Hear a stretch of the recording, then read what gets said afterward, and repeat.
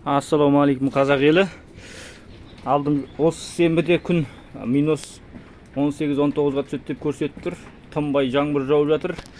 Менің міне қорам көне тамшағат. Сосын міне жер міне чытынап сынған мынау жер. Енді бұны не істейміз дегенде алдымен мынандай діңгекті өлшеп кесіп аламын. Кесіп алдық. Сосын мынау аласа мынау биікте. И мына осындай ағаш тауып, мына жағы аласа, мына жағы биік ағаш тауып, мынаған 3 жегемен қақтым, мынаған 3 жегемен қақтым. Өлшеп астына қойып алдым. Сосын мынаны бұқа ары бері жүргенде қозғамас деп мынаған қағып тастадым. Мынаған қағып тастадым. Сосын астын мына жерге қойдым.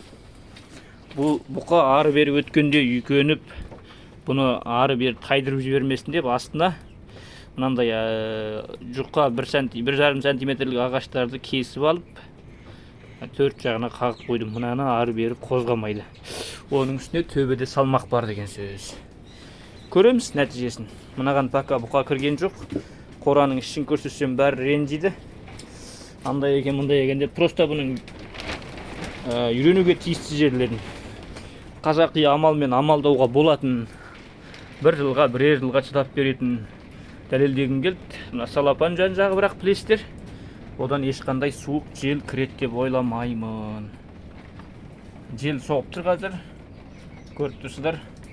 Енді төбесі сәл тамшы ағады. Енді ол 365 күн жаңбыр қар болмайды. Ол айдың басы, айдың аяғы сол кездерде бір апта жаңбыр болады, одан кейін жақсы болып кетеді.